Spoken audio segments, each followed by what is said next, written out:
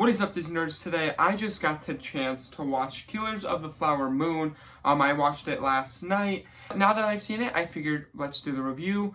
So yeah, let's get into it.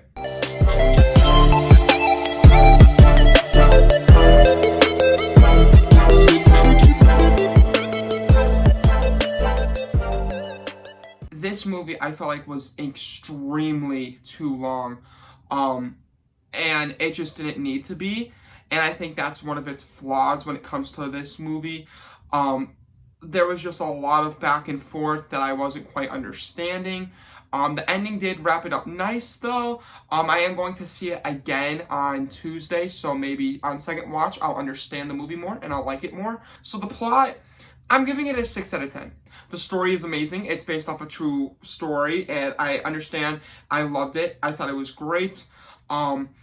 I mean, it's a 6-6 story. It's very money hungry. It's just kind of, there's parts to it that are disturbing at times.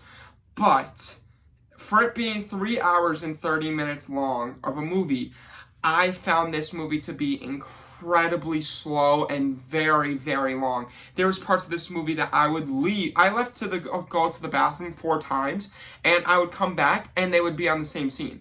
And I was like, how? I don't understand. Like, it was so incredibly, like, drawn out, especially with, like, just the dialogue. And, like, I know, like, sometimes dialogue is great. Like, take Quentin Tarantino's movies. Dialogue is amazing. But when it's, like, dialogue and, like, there's, like, very, very long parts or pauses or just scenes where we just are staring at something for a good, like, 4 minutes long, it's like, that is not necessarily, we do not need to see this. I was very hooked in the beginning, but then towards the middle, there was just a lot going on that I wasn't understanding what was going on until they wrapped it up at the end. And I think that's a big key element, is I wasn't understanding everything that was going on until the ending scene.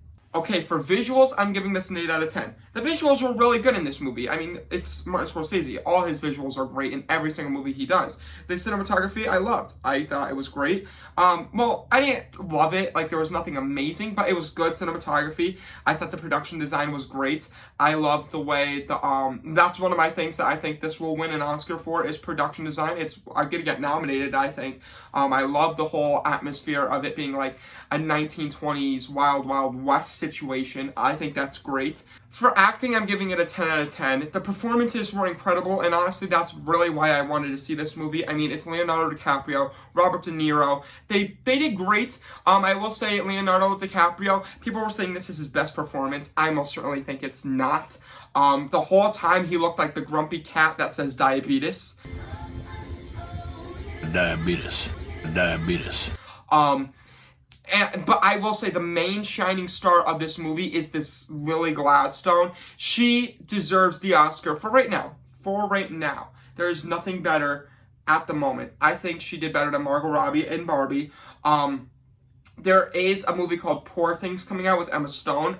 That's a potential Best Actress Oscar performance. But as of right now, she is the lock-in for Best Actress performance. Like, wow, she made this movie #1. Leonardo DiCaprio did fine. He did good. Robert De Niro, again, did fine, did good. And I was very surprised. I completely forgot Brendan Fraser was in this movie. Or however you pronounce his name. I know it's not Brendan Fraser, but I'm calling him Brendan Fraser. That is, I was just blown away. I was like, oh my gosh. And he actually did really good in this movie. When I saw him, I was like, whoa, I completely forgot he was in this movie. And of course, there's the guy from Breaking Bad. He was in it. He did pretty good. Part of the movie was the acting performances, and I think that's what made it watchable. Because there were a lot of scenes where you're like, whoa, these characters, and like when the characters would die, you would be like, oh my gosh, that sucks. Like, you got hooked into these characters. And I will say that's because of the acting performances. For soundtrack, I'm giving it a 5 out of 10. There was no soundtrack really in this movie. And I mean, it's a Martin Scorsese film. I don't expect there to be a soundtrack. But usually there's like a score in Martin Scorsese films, something that I'm like, okay, this is suitable. This really has nothing. There's a few Native American drum beats, which I mean, like, hey, look, I thought they were good. Of course, they fit the plot well, but nothing that I would add to my movie score watch list or playlist. So yeah, the soundtrack wasn't great. It was mid. Enjoyment, I'm giving it a 6 out of 10. Look, this movie was just, it was too long to enjoy. There were scenes that I laughed, there were scenes that I cried, there were scenes that, like, my jaw hit the floor. But for the most part, I was sitting there just, like, wanting it to end. I could not wait to get out of the theater. The movie started at 6:30. I didn't even get to leave the theater till, like, 10:30, 11.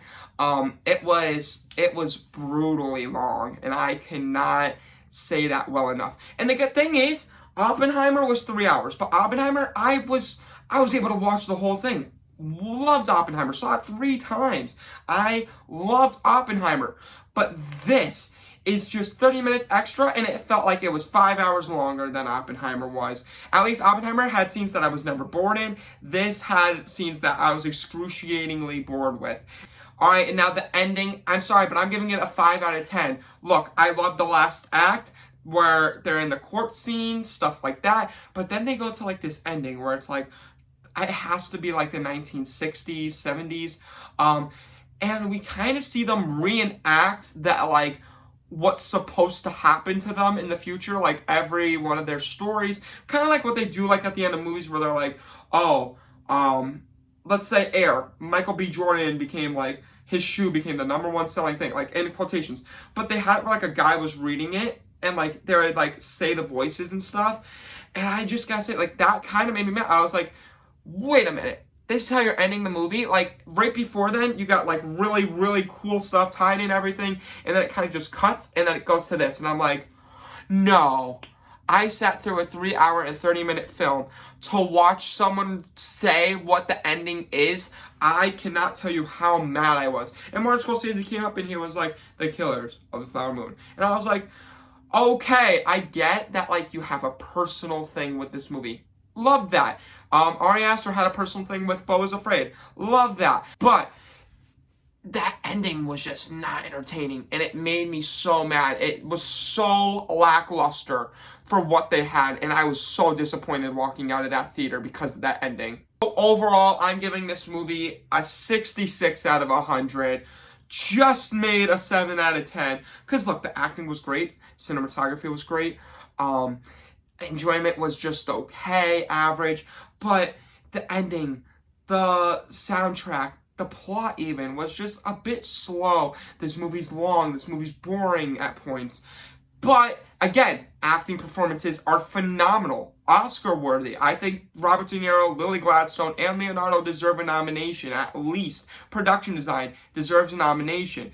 But I do think this movie as a whole kind of stinks. Not gonna lie. I'm going to see it again just to see if I get a different perspective on it. But as of right now, I don't love it. I do think that Barbie is better. Actually, on my list, I know people are going to hate me for this, but I put Ant-Man and the Wasp: Quantumania right above it. Sorry, guys, but I actually liked Ant-Man and the Wasp: Quantumania compared to this. I'm going to say that. Whatever. I know Martin Scorsese is going to hate me for that. Sorry. But I also think because I was really, really, really excited for this movie. I heard so many good things about this movie. It has a 97 on Rotten Tomatoes. A lot of critics that I watch, a lot of movie reviewers that I watch, love it. I was so excited to see. I heard Leonardo DiCaprio was the best performance ever. No. It's not. It's just okay. It's good. It's good. It's okay. It's average. Nothing amazing. Nothing to brag home about. So what do you guys think of Martin Scorsese's latest movie, Killers of the Flower Moon? Do you like it? Do you not like it? Do you agree with me that you think it's way too long? I do think that this movie was not needed. I think they could have cut an hour out of it, to be honest. But let me know what you guys think in the comments below. Make sure if you like this video, make sure you like it. If you really like it, make sure you subscribe. If you want to see more videos like this, make sure you ring that bell for future movie reviews and such in the future. So with that being said, thanks so much for watching today's video. These are out. Peace.